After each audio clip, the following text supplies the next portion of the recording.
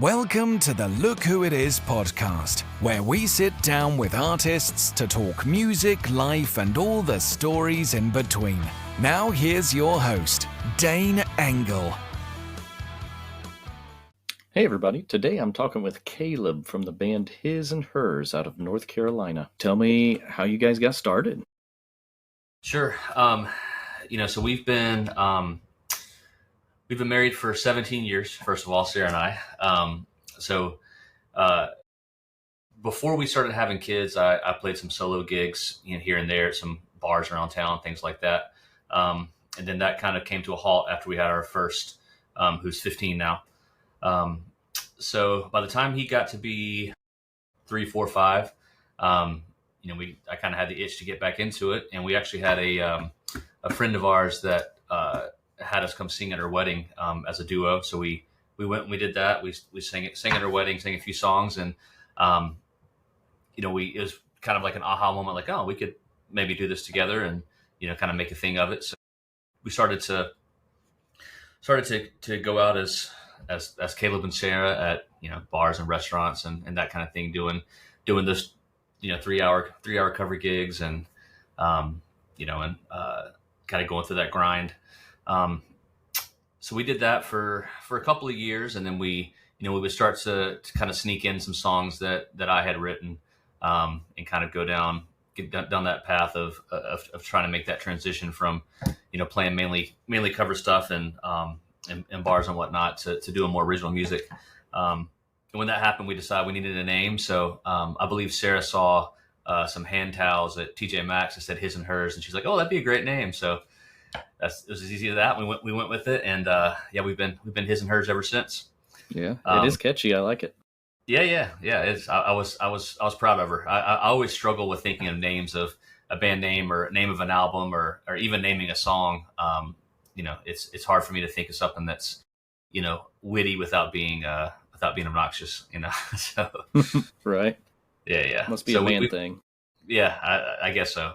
But yeah, we've been doing mainly original stuff now for 3 or 4 years. Kind of doing more listening room festivals, concerts, that kind of thing. We'll still do the occasional bar winery kind of thing. But it's pretty few and far between now. We try to just kind of limit ourselves to those gigs that are more geared towards original music and to more of a listening atmosphere. Do you usually get invited to those now? Yeah, actually, that's kind of the way that it seems to go. Like I don't do a whole lot of reaching out anymore, like to book gigs. I just kind of, I've learned to put yourself in situations and around people that are more in that vein. And I guess I like to listen to like Dave Ramsey Financial Radio on the way to work. It just kind of helps, just kind of zone out and listen to people's problems, I guess. But they talk about the proximity principle on there. So, if you want to be, be a rocket scientist, you should hang around rocket scientists. If you want to be an architect, you should hang around architects. Well, the examples go on and on, but basically just building relationships with people who are, in those industries and kind of in that vein has been really helpful to kind of have those connections. And people reach out to us to fill in for festivals or listening rooms, or we've got some really good opening act opportunities and things like that. So it's been great. We're more of a quality over quantity kind of folks anyway. So we carry that on with our music and our music performance too. There's a lot of power in being able to say no to things. So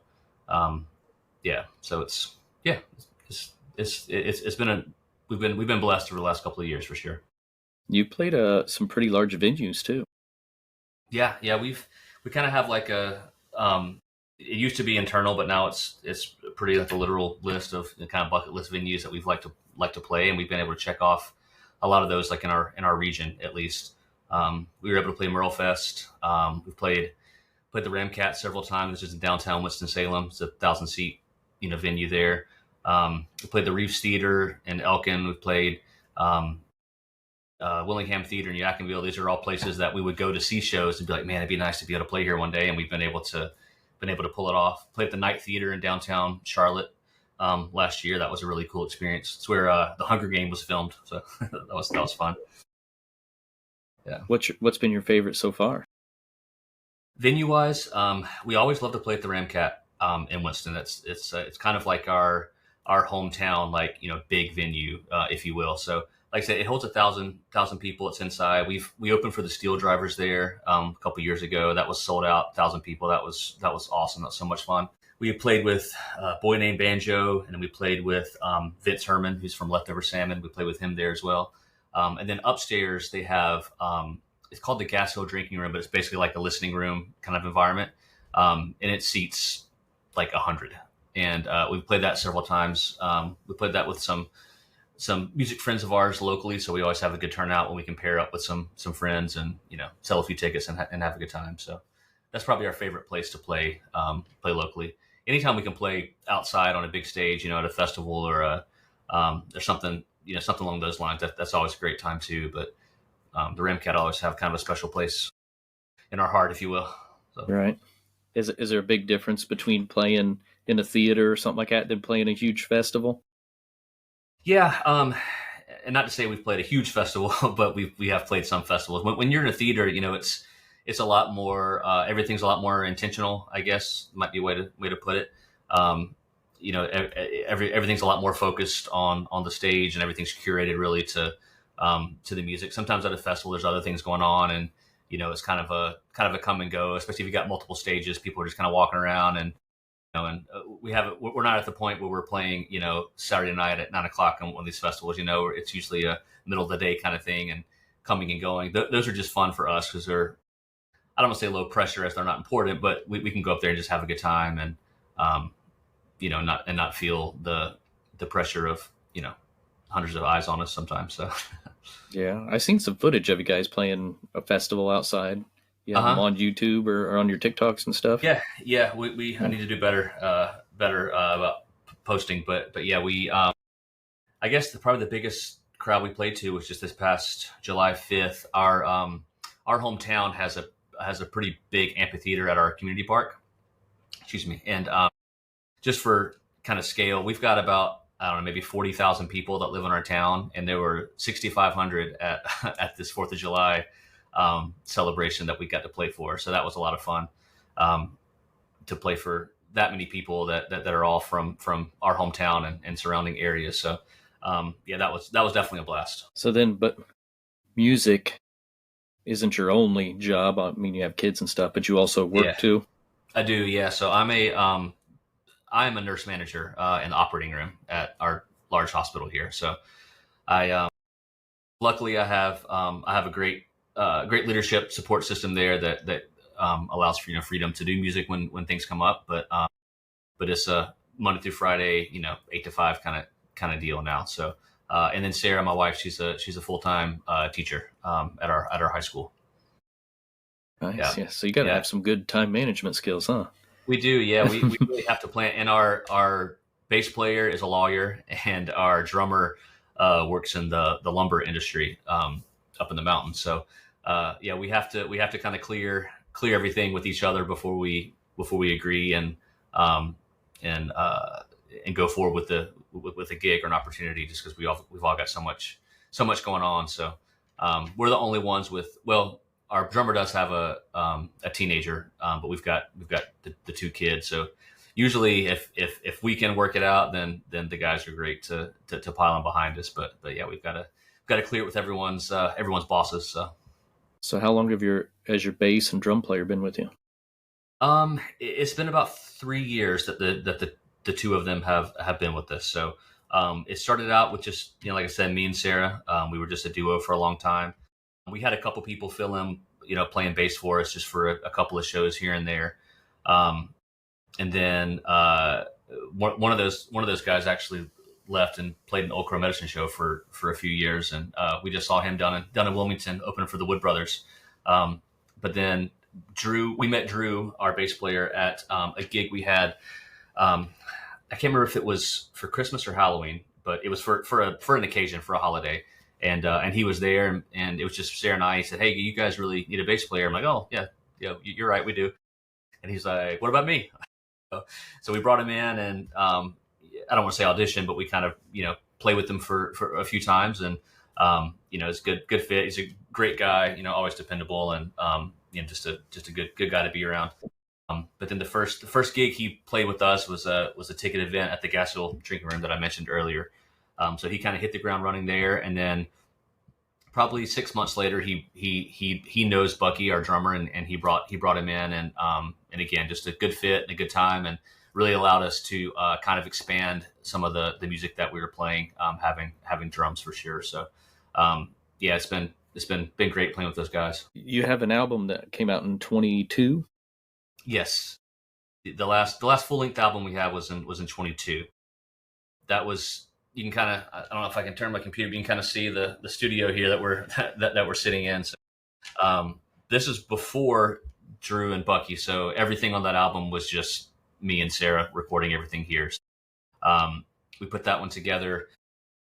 We are percentage-wise probably 80% done with our next full length album. So it's been a lot of fun having the guys in the studio, and having this setup where they can just kind of come in and plug and play and lay stuff down. It's been a good time, but yeah, we're really close to our next release, so we're excited about that. Now, do you produce the music too? Yeah, it's all in house. It's all sitting right here in this chair. Record it all, produce it. I just kind of do the best I can, and I will mix stuff to the best of my ability, and then put it on my phone, listen to it in the car, listen to it in headphones, come back, make adjustments. That process will go on for a couple of weeks usually. Once we're ready for that, I learn a lot of tips and tricks on from creators on social media, and just Googling things like how do I make this sound like this or whatever, and learn a lot of tips and tricks. So I feel like every time I record, I've got like another little trick up my sleeve to try to make things sound as professional and clean as possible. But yeah, it's all in house. We don't outsource anything. So wow, that's pretty amazing. Yeah. Do you, thank you, man. Your software you use, like a lot of those softwares, I mean, there's a lot of big learning curve. For sure. Yeah. So we have 3 albums that we've released.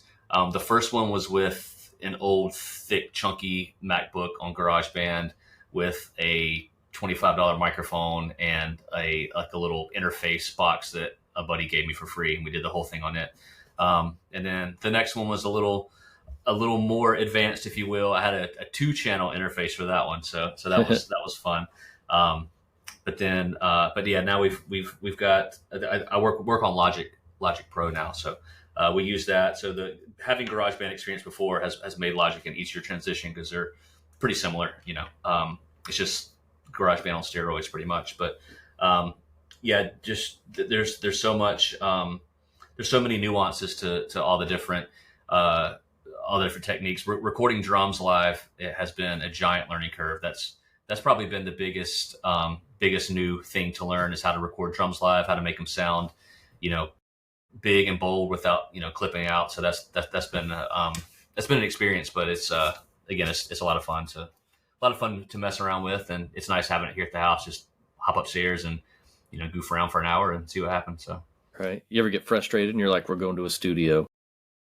I have thought about it before. Yeah, for sure. I've definitely thought about sending things off to someone to mix and master, but that's usually where it comes from. The actual engineering part is okay. It's fine. I kind of like having the freedom, the flexibility to, I'm the kind of person who will put something on a loop and record over it 25 times. I just get in my head like, all right, it's gotta be perfect. So I'll do it over and over and over, and I realize like they're all exactly the same. But going to a studio, I wouldn't have that flexibility to be so I guess annoying with with how many times I like to take things. So like the genre of your music that you describe, that you play, is folk Americanagrass? Yeah. I think it's pretty good. It's pretty good. Pretty good term. Yeah. Yeah. Is this something you've made up? I made it up. Yeah. I think I did. Yeah. if anyone else wants to use it, they're welcome to. Just shout out his and hers. But yeah, we when like I said earlier, when Sarah and I started playing, we were doing the the covers in the bar and that kind of thing. And as I started to write more music, it was, I would say, more folk singer songwriter, kind of vibes. But I'm kind of, I don't know, I don't want to say unique, but different in that I didn't really, and again, I'm not saying that I'm good at guitar, but I didn't really move past kind of the beginner stage of playing guitar until I was in adulthood. When Sarah and I started playing, I mean, just to be honest and transparent, it was still one of the situations where like I'd see a song with a chord I didn't know and be like, oh, we can't play that. You know what I mean? So I quickly kind of figured out like, all right, you're really going to have to be intentional and get better at your instrument to move forward and progress. So as that happened, I did a lot of like online bluegrass guitar lessons. I started going to bluegrass jams, learning from people, started listening to Billy Strings and Tony Rice and things like that, just to kind of hear how the guitar could be voiced differently. And then again, just like with the recording stuff, there's so many awesome, resources online to learn little tips and tricks and kind of, kind of lean into your own vibe, your own style. And in doing that, I was able to pick up a few bluegrass licks I was able to kind of throw into some songs. And then going to the jams, I met a lot of bluegrassers. This kind of where it kind of comes back to the proximity principle I mentioned earlier. If you want to play music, then hang around people who play music at a high level. So I started hanging around that circle, started learning bluegrass songs, really just so I could keep up at the jam. And then started incorporating that into our live set. I bought Sara a mandolin and said, here, learn 4 or 5 chords so you can chop along with me and give me some rhythm. Which she's done, done great at picking up, being a full-time working mom, she's done well to indulge my asks sometimes. But, so anyway, so we started leaning into kind of the bluegrass stuff and covering a few, Billy Strings and Ricky Skaggs and, Tony Rice and some of the, Stanley Brothers and Bill Monroe, all that kind of stuff. We would put it in our sets. We would play it with a little bit of an edge, though. It's kind of like, Bill Monroe that you can drink a beer to was kind of how we would try to kick it up a notch. Not that there's anything wrong with this, but I refer to some bluegrass as nursing home bluegrass, and we tried to make sure we didn't play the nursing home bluegrass and try to keep it upbeat. So anyway, so kind of going down that road, we would kind of advertise ourselves as a folk bluegrass band. When we pulled the bass and the drums in, we were able to kind of expand more. I play electric guitar for probably half our set now, and then acoustic kind of bluegrass stuff for half. So I don't feel like I'm a good enough bluegrass picker to call myself bluegrass. So that's where the folk Americanagrass comes in. So there's it's folk in that it's it's kind of songwriting about I guess kind of the things that folk music would be about family and and relationships and your hometown and all that kind of stuff. But then it's you also have drum and bass and a little electric guitar and but we still pick some of the we play a Stanley Brothers tune or a Flat and Scruggs tune almost every single set, just to there might be 4 or 5 people in the crowd who recognize what it is, but it's really cool for those people. So and we enjoy playing it. So I feel like it also help open you up to more venues and stuff too. Exactly. Yeah. 100%. We kind of found ourselves, we actually got some good opportunities marketing ourselves as bluegrass and being able to kind of lean into that world, into that genre. And when you get into that world and genre, I mean, people that you've never heard of that might play 2 gigs a year are just some of the most incredible musicians you've ever heard. Like it's wild how good so many people are in that world, in that genre. So when we would go to those kind of places, we felt like we were sort of on the edge of being in that kind of group, but we weren't really sure how to lean into it all the way. So we've played one bluegrass festival where we had a dobro and a banjo player and that kind of stuff. And we still do that from very rarely from time to time. Back in June, we played we played a gig at this. It's a campground, but they have like the weekend was like sold out, so it was like a really really good crowd. People come down to the little amphitheater at the campground, and they wanted a bluegrass, shows, and they kind of knew us from that scene, a few years ago. And Luke DeSand, we were able to throw together we got a fiddle player and a banjo player and an upright bass, and just kind of did the bluegrass thing to the best of our ability. But yeah, we I forgot where I was going with this. Oh yeah, more venues, yes. Yeah, so as we kind of felt ourselves like, okay, we might be getting pigeonholed a little bit into this, kind of genre here. We've tried to expand a little bit, and we try to put a little rock and roll in when we can. So, what's the most rock and roll song you play? We opened for there's a band called Scythian that they're like an Irish. They play at I'm not sure. Where are you regionally? Like in Indiana. Indiana. Okay, so Merlefest. I don't know if you're familiar with Doc Watson. Mm-hmm. It's Doc Watson's. It was his festival before he passed away, and it's in the mountains of North Carolina. And they're a band that's played there for forever and ever and ever. And we actually met them through one of the bluegrass opportunities that we had when we were playing as a duo. We were added on to this kind of local festival here that they were the headliners for. We met them there, and super cool guys. And we kind of became friends, and they had us up at their festival. And anyway, long story short, one of our bucket list places was the Reeves Theater in Elkin. It's an old, like one of those old movie theaters that they turned into a music venue. It's just got a super cool vibe. And they were coming to town. They're from like the Shenandoah Valley of Virginia area. And they were coming to town and asked us to open for them. And at this time we're playing more, kind of, we have a little electric set built in. And we learned and closed our set with Fat Bottom Girls by Queen. So that was pretty fun. Nice. Yeah. It was an all original set until that one. So who sang that? Sara, my wife did, actually. Yeah. She sings she sings that one. And we had a lot of fun with that one. That was good. What would you say your percentage of who sings your songs? I mean, yeah, that's a great question. We try our best to keep it 50-50, but usually it's probably 70-30 me. And that's not intentional. It's just because I do most of the songwriting. So a lot of times when I write songs, I'm writing them in my own voice, if you will. So there are times where I have purposely written songs, like, me and Sara will come together and she's like, hey, I kind of have a song idea of, about this thing or whatever. And we'll sit down and we'll kind of hammer it out, like with the intention of her doing it. And honestly, those are some of our better songs, the ones that we've done that way. But then the ones that I kind of come up, with individually, I always tend to write those on my own voicing. And then, if it's one that Sara takes a particular liking to, then we'll kind of change the key and get it in her register. But oftentimes it ends up being, 60-40, 70-30, something like that. You guys like to harmonize a lot too? Oh yeah. That's kind of our thing. Yeah. Yeah. We actually met in high school.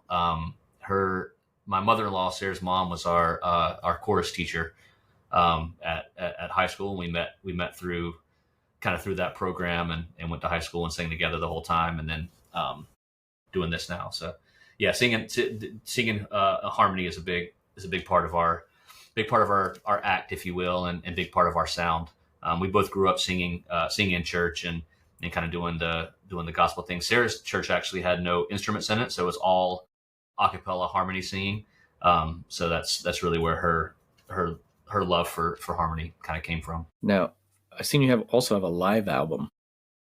Yeah, we do. Yeah, so we there was a great place, and it's not open anymore, but it was called the Primavera Roadhouse, and it was in this little town called Lansing up in the mountains of North Carolina. It's I don't know if you're familiar with like Boone, North Carolina is. It's like you go to Boone and then go, I guess you go north, or you go to West Jefferson and go north. But anyway, it's way out in the middle of nowhere. And he had us out to play there at the Roadhouse, and it's like this old like downtown street front with like old storefronts. And he bought one that was kind of abandoned and kind of gutted it and turned it into like a listing room, basically. And the first time we were ever there, never I don't think we've ever been to this place in our lives, and we sold out the little room, having never played there before. So that was the energy was already there. It was already kind of an exciting show, and they do like multi-track recording of the whole thing for you. So it was a great show, great crowd and audience. And it was we actually played there twice, and we were lucky enough to sell it out both times. And so half the songs are from the first show and half the songs are from the second show. But they sent us all the stems so we could come back and get it, mix it and master it and get it sounding hopefully decent. But yeah, it was fun. We called it Volume 1 because there's just such a huge amount of songs on there. And we've got some of the rough stems, set aside to maybe do a Volume 2 someday. But we just kind of shifted our focus on doing our new album. But yeah, it was another good experience too to get in the studio with the guys and kind of hear what their ideas are as far as mixing and getting sounds balanced and things. So was that the intention when you played there, was to record and have a live album come from it? No, it wasn't at all. Actually, it was just something that they said, hey, by the way, we recorded this. We're like, oh, okay, cool. And they're like, well, we recorded all the stems individually, so you can have whatever you want. So that's great. I think they initially did it kind of for their own purposes. So when they put together promos, they would have good quality sound to put behind promos and that kind of thing. And they actually put out a little promo music video of one of our songs, like 20, 30 seconds of it, just kind of advertising their space or whatever.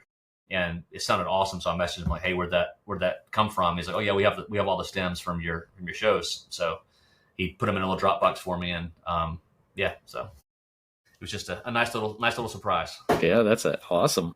Yeah, it was cool. It was a great place. There was some, they were renting or leasing the building, and then I don't know, there was something with the original owner that passed away, and the kids sold it and that kind of thing. But yeah, it's currently no more, but maybe one day he'll get it going again. And then you said you got new music coming out too. Yeah, we do. We've got 9 songs pretty much finished right now. We're debating on whether to add in a 10th to make it a pretty round number, but yeah, we've got 9 songs that are in various stages of completion. Some of them we could release today. We have a fiddle player that plays with us occasionally, so we're just waiting for him to come and lay down some parts and then just get everything all tidy. So, do you like the idea of putting out a full album compared to just releasing singles? Yes and no. I wish there was a more clear-cut way to, release singles but then have them populate on an album. And maybe there is, and I'm just dumb to the fact, but like I wish you could release these singles, and then once they're released, they would be part of an album without having to re-release the whole thing. Does that make sense? Yeah, maybe there's a TikTok video for how to do that. I don't know. Yeah, but that would be an ideal world, is to release these as singles. We've got a couple folks lined up to help us out with some music videos and that kind of thing. So we're looking forward to that that creative process. Our oldest son, he's in Adobe classes at his high school, so he's Photoshop and Illustrator certified, and by the end of the semester he'll have his whatever video production suite Adobe has. I can't remember what it's called now, but he'll have that at the end. So we're hoping that he can make one for us too as a project of his. So I wish I knew Photoshop. I know it's cheap labor. So yeah. Now are they into music? Not as much as we were at their age. So they both played took Suzuki guitar when they were small, which is like kind of an intro to classical guitar they were like 3 and 5 years old when they took this. So I could still give them a guitar, and they could play some cowboy chords and Twinkle Twinkle Little Star and that kind of thing. But whenever in 2020, whenever COVID hit, they stopped taking in person, and they moved to like an online lesson format, and they just kind of dropped it after that. My youngest took mandolin lessons for a little bit as well, but they haven't fallen in love with it yet, and that's cool. Yeah, they're they're more into sports and video games and, Right. little boy stuff. My youngest is in his middle school has an advanced guitar class, so he has taken that as one of his middle school classes this year. So we'll see if he digs it. They into a lot different genres of music too. Yeah, yeah. My I don't even know how to describe it, but it's some sort of genre of hip hop that is pretty indiscernible what's going on.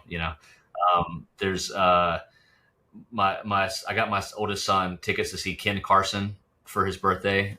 I don't know. I listened to it and I was like, dude, this is going to be a long 3 hours to sit through this, but I'll do it for you. But it's going to be rough. Yeah. You know what's crazy though is I have so I really fell in love. I heard I was in a friend in middle school. I was in a friend's van going home from a football game or something, and I heard the opening riff of "Come Together." Come on, shoot, boom, boom, boom, and I just like perked my ears. I'm like, what is that? Like, what is that? Like, what's that sound?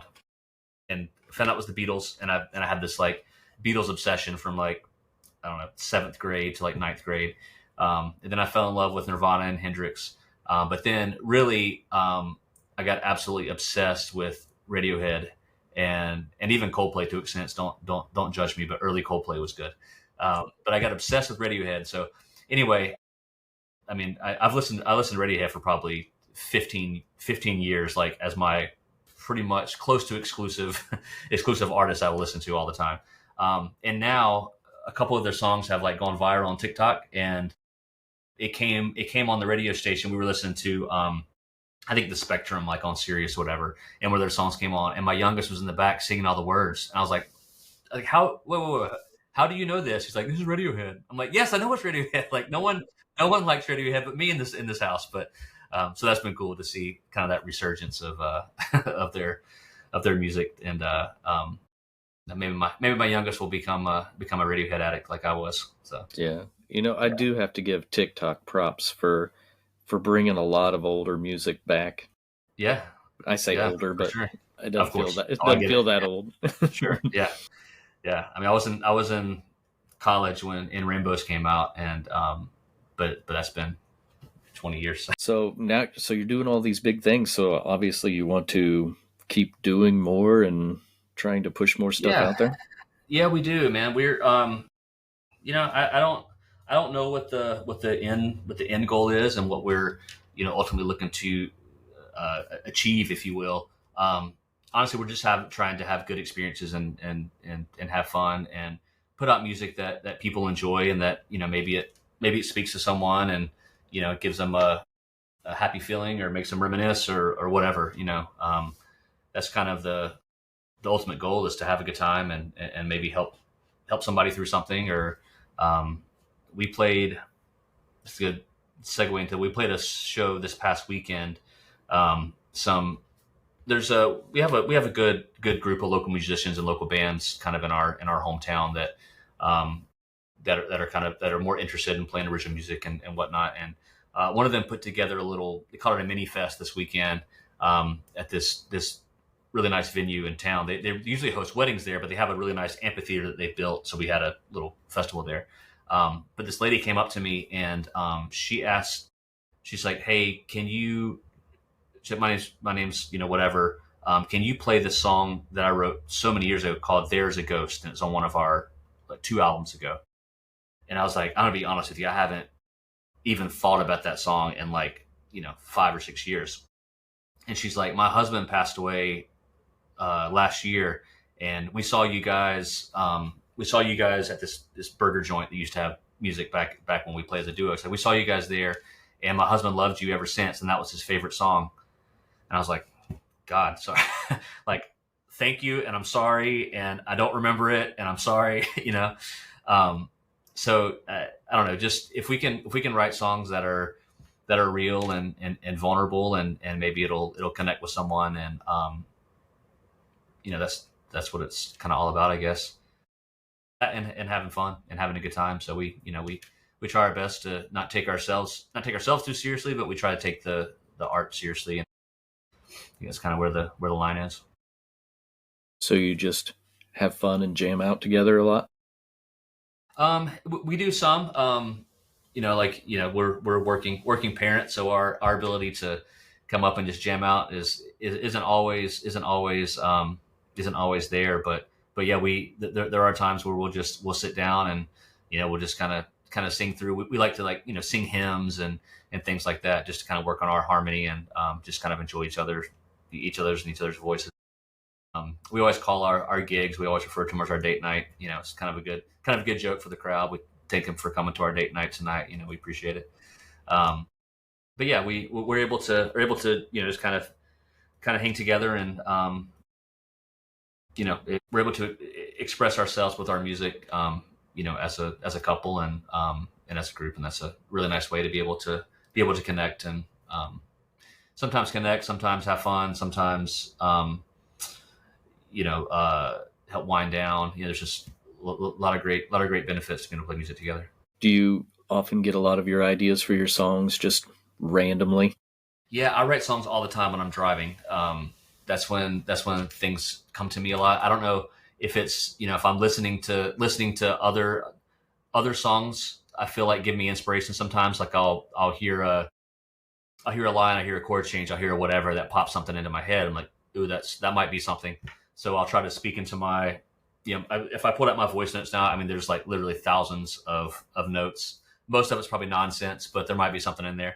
But that's usually where my songs come from, driving, or if I'm riding in the car. If Sara gets car sick, so she drives a lot. So if I'm riding in the car, listening to something will pop in my head, and I'll pull up my phone and say, "What are you doing?" I'm like, "Nothing. I gotta get this done before I forget." A lot of times walking out of work, like I'm on my way out the door, I'll be humming something and something will hit. I can think of like 3 songs that I wrote on the sidewalk, like on the way to the parking deck. Like you kind of sit in the office all day and stare at a computer. When you finally like come outside and like see some sunshine, it's like, I don't know, something like in your mind is like, all right, let's wake up and be creative for just a second. I don't know why, but that seems to happen too. When you play, do you explain to the crowd like where your songs come from? Yeah, sometimes. I try to be conscious of what I say and what we say when we're on stage. I think there's a fine line between being personal and allowing like an intimate moment with the crowd and explaining where your songs come from, and also like boring people with some drawn out story that they don't care about. So like we have a song called Family Land that's probably one of our favorite ones that we wrote, but we live on we call it the compound, but it's 150 acres or so of family land here. And this is all my wife's family's land, but we have uncle up the street, house next door, brother here, and then grandparents were down the road with a big cattle farm. And they're the ones that had all this and gave it to the family to kind of preserve their legacy, if you will. And one of our songs is about that and about, us, thinking when we're younger, like there's nowhere worse in the world to be than out here in the country on this land, and then getting away from it and realize like, oh, never mind. That's where it's at. So, and her grandparents have since passed, so that's become a really special song for us. So I usually say a little something about that one. If there's, some little quick funny thing, I'll spit it out. But I've tried to do better about not talking so much and playing. I know sometimes it's the opposite. Like people just sit there silent and just play a song and don't say anything, But I think you got to kind of find that balance. I think it's also important to plan what you're gonna say too. Like I try to think like before a gig, like when I'm writing the set list out, especially if it's like a 45-minute or an hour whatever set, writing the set list out. Usually I try to pair it with like if we're gonna capo and we need a tune, I'll try to think like, all right, what can I say here that will bridge us into the next part of the set, and where I won't sound like an idiot, talking or try to tell some unfunny joke that no one laughs at. Yeah, I like to ask, do you get into like a different persona when you go up and play? That's a good question. I don't think so. And maybe I kind of wish that I did a little more. I think that is one thing that I've always had to kind of work at is stage presence. Growing up, I grew up in like a pretty fundamental like Baptist church when I was a kid. And when you get up and sing there, which I did from the time I was, I don't know, 6 or 7, you hold a microphone and you stand like a statue and you sing. And because I mean, as a kid, me anyway, I was very uncomfortable with that whole situation and being in that position. So it was very, very stoic and like a statue there. So I've had to really try to be more expressive on stage. And I'll go over and this is behind the scenes, don't tell anyone, but I'll go and have like fake conversations with a bass player, so it looks like we're it looks like we're being cool and chatting on stage, but really I'm just like, you good, buddy? All right, whatever. So I don't think it's a different persona necessarily, but I am trying to lean into more of a exciting stage presence the best I can anyway. Sarah's been doing a good job. She's been trying to put her instrument down and take the mic off the stand and kind of move around and that kind of thing a little bit. So we are conscious of how we present ourselves, and we're trying to do better. So do you feel like it's pretty crazy, like if you don't have your instrument, does it like make you feel insecure if you don't have it? For me, 100%. Yeah, big time. I'm not sure if she feels that way or not. So she doesn't play mandolin on all of her songs, but she usually will hold it anyway. But I can't think of the last time that I sang without a guitar in front of me with something to do with my hands. I'd be like, Ricky Bobby if I if I didn't have something in my hands, for sure. But yeah, it used to be, before I was comfortable with the instrument, like I said, it used to be more of a not a barrier or a burden, but it was something that I was conscious of, like all right, I got to make sure I gotta get this chord right, or I get these rhythms right, or the transition's got to hit. And now it's like the opposite. Now it's like a comfort. Like if I have it with me, then I'm like, all right, I'm in this like mode now, and I'm good to go. You know what I mean? So yeah, so it changes the more. It's just preparation and being comfortable, helps a lot. So I heard you earlier say you had a whole bucket list. What do you still have on the list? Well, regionally, we would love to play Floyd Fest. That's a cool festival in Virginia. That's kind of local to us. Bristol Rhythm and Roots is a festival we'd love to play. We've gotten into the Charlotte market a little bit down, it's kind of like our main big city in the area. It would be fun to kind of get into those clubs down there. But again, just making connections and knowing people. And, we've had some talks with some folks to help us with booking in the past. We just haven't really gotten not gotten anywhere with it, but we haven't got a lot of traction with that just yet. But I think that's kind of our next step, our next thing that we're looking at once we have our album finished, and try to pair that with booking some more venues. We've played the Blue Ridge Music Center is another really cool venue that we've played. It's a big outdoor amphitheater on the Blue Ridge Parkway. But then we've had a good success with kind of the Wilkesboro western part of North Carolina. We would love to get more into the Asheville, into kind of that music scene. There's a great, healthy music scene there.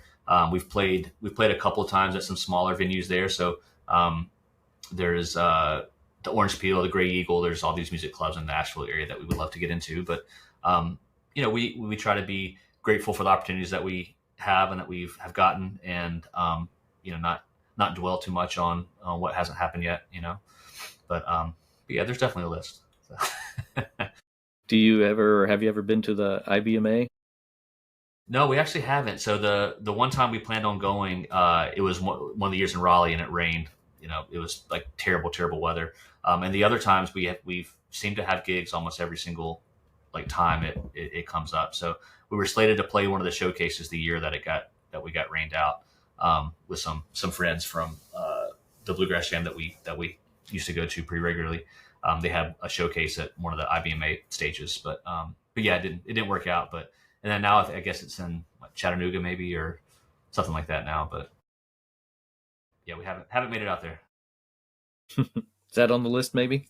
Yeah, that would be great. Yeah. Anything in that that vein would be awesome. Obviously we'd love to, play the Ryman and all this kind of big stages too. But just getting on kind of the local mid-tier festival circuit would be awesome. We'd be super happy with that. Like I said, we all work full time, so being able to do kind of the weekend warrior thing would be kind of our ideal situations. You ever played in Nashville? No, been there, but have not played. What's the furthest away you've played? We've played in Charleston, South Carolina, so that's, I don't know, it's 4 or 5 hours from us. We played in Northern Virginia at the festival with Scythian that I mentioned earlier. Let's see, we've kind of played on the coast, we've kind of played in the mountains.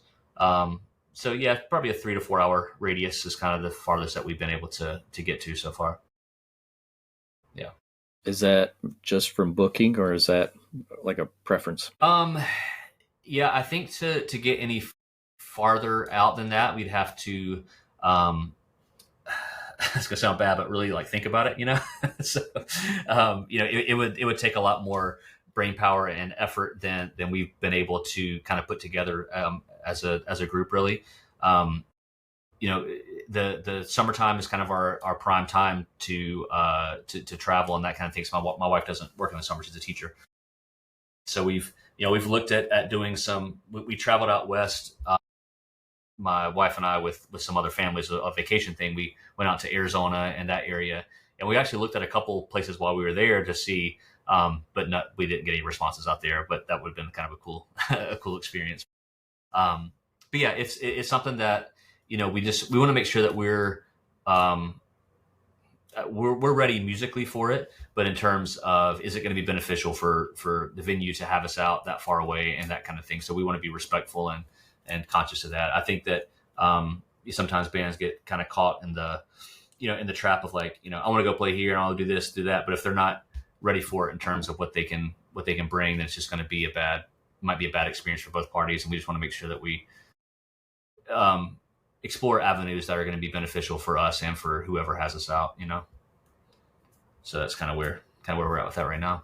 So, well, I guess school started back up there now. Yeah, today was the first day actually. Oh, yeah. It's been a big day. Yeah, it has. Yeah. So we got Look Who It Is, and we got the first day of school all in one. So.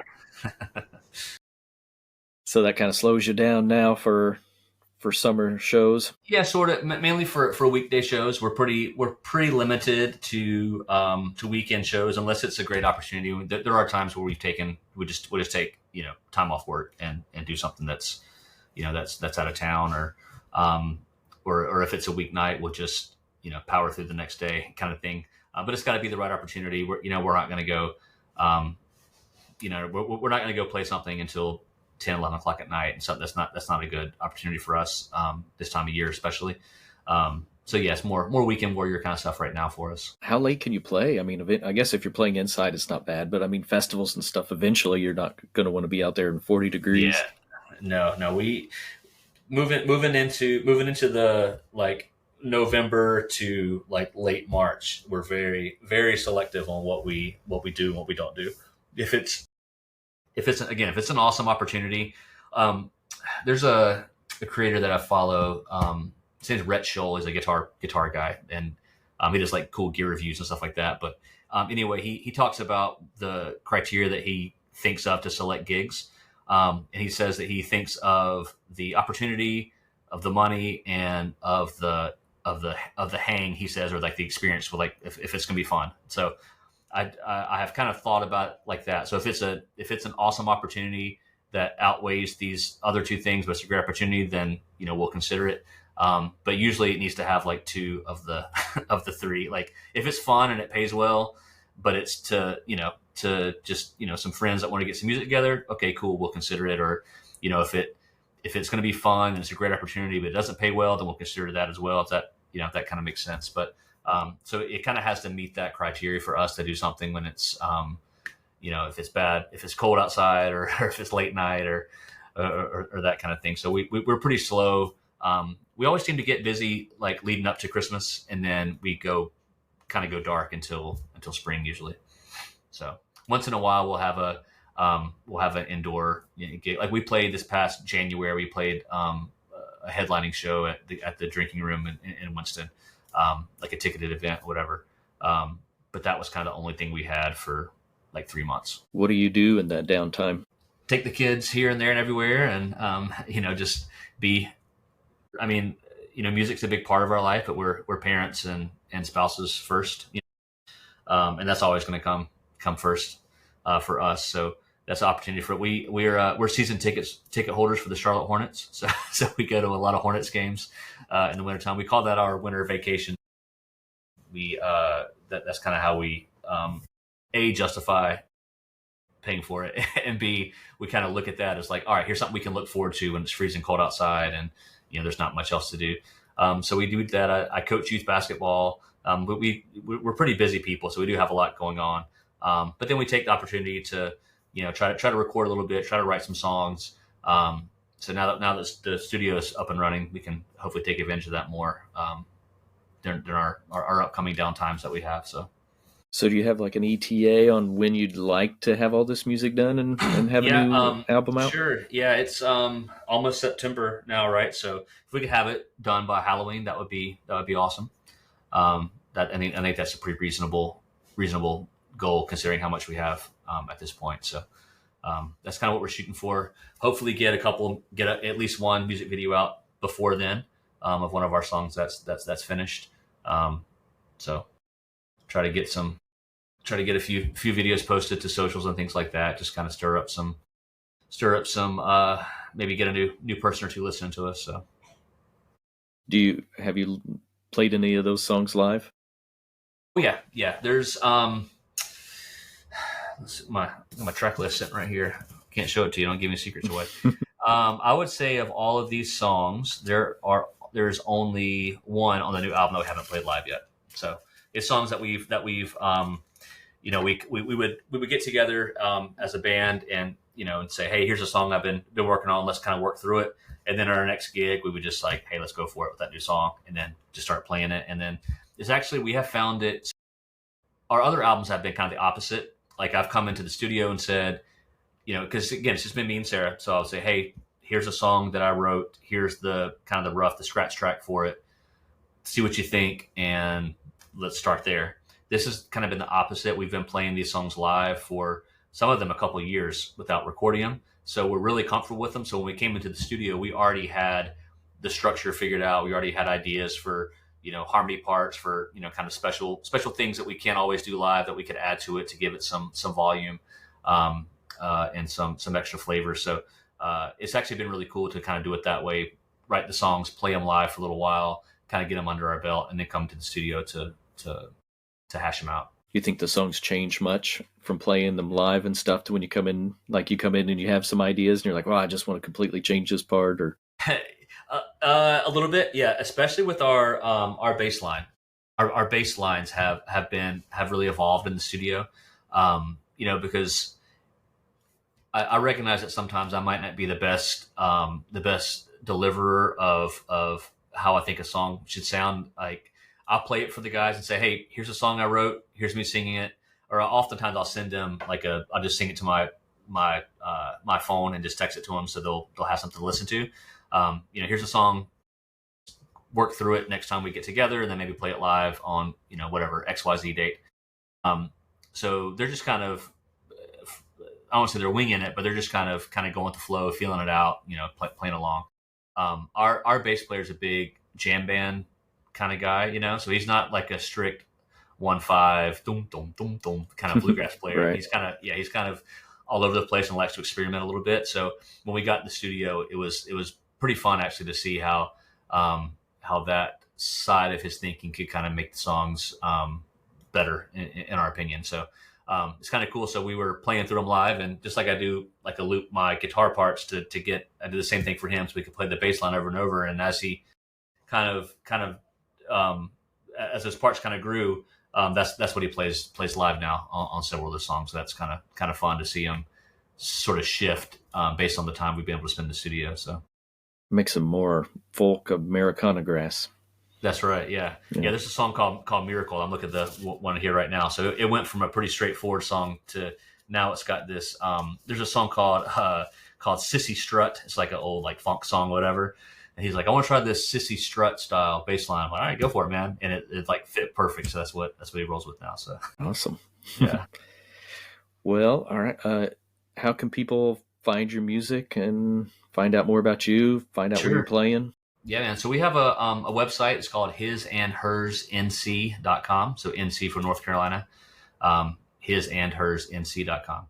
At the top of that is the links to all of our socials. But the handle or whatever for all of those is at hisandhersnc. So Facebook, Instagram, TikTok, everything like that. So hisandhersnc. And we're on Spotify and all those kind of streaming services. We got some YouTube videos up, and we're doing our best to get more out there as we're able to finish up our music and make a few videos and yeah, try to get TikTok famous, like the Look Who It Is podcast. I hope. It's so easy. Yeah, man.